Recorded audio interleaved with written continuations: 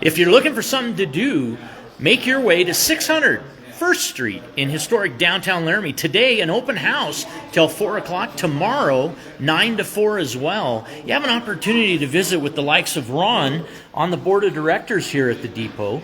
And you were just telling me about some of the history in passenger trains. And do you see the passenger industry ever returning through Laramie? Well, I wish it would, but I don't. No, because I think that freight is more profitable, and the railroads, it's just a nuisance to have to deal with passengers, I think.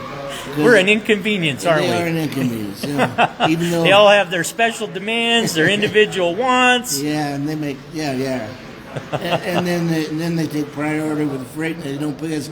And they're fragile. We're fragile. They don't pay as well as freight. They don't pay as well. It doesn't matter that we gave them the land way back when.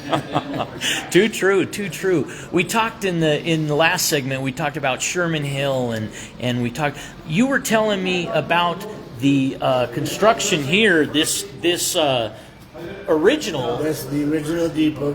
Union Pacific got Laramie in May of 1868. That was the first. Shortly after that, they immediately started selling lots to the public because they were granted the land as they went along. Okay.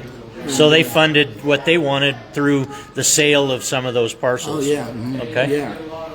Yeah, they were given 20 miles on each side in a checkerboard fashion. When they got to Laramie, they already had it plotted out. And as soon as they got to Laramie, the ownership, the title passed to them, and then they started selling lots. And so when they first got here, there's nothing here. It was just prairie. There was the Fort Sanders, about 6 miles south of town, where it used to be the country club, and now it's Calverman. Yes, sir. Steakhouse. Yeah. What's the connection? What's the connection to this depot and the Ames Monument?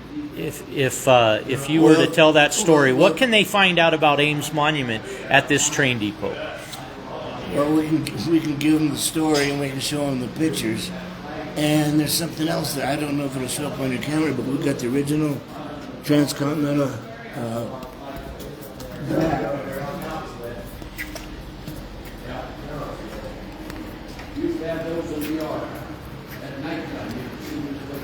This map here shows the original Union Pacific portion of the original transcontinental railroad. This is the bird's eye view, and this is the elevation.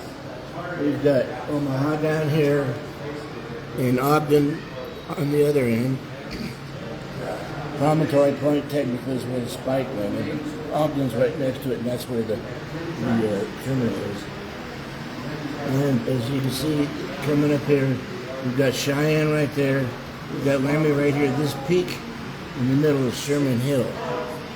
And when it was first built, the trains at that time, locomotives would only go like 20, 30 miles before they had to refuel, rewater, and that sort of thing. And so they had a town called Sherman at the peak up there. And they were big enough that, essential enough, they had a small 8-stall roundhouse up there. And this year was the locomotives up there. So after it all got finished, and a few years after that, I guess I should back up a little bit and tell you that when the railroad first started, it started because the Civil War broke out. Before the Civil War, everybody knew we needed a route to California. They had gold out there, and how were we going to protect it from the Europeans? They decided they wanted it. But the Southerners wanted a southern route, Northerners wanted a northern route. Civil War breaks out, and Lincoln goes, well, I guess we're going north. And so they started building the railroad while they were fighting the war. And they got it done. Yeah, they got it done. I forgot what I was going to tell you that. But anyway, this is one of the original maps, huh? Yeah. Where do all the donations come from in your collection here at the depot? Well, these collections, these little boxes here from just visitors. Yeah. Donating, and we're glad to accept those. I sell a few gifts to the gift shop there. And I should say we've got a whole team that helps me with that. 12 on the board. 12 on the board. But the bulk of our revenue comes from renting out the passenger area out there. Okay. We took the benches out. And I can tell you some things about that too. Let's go out there.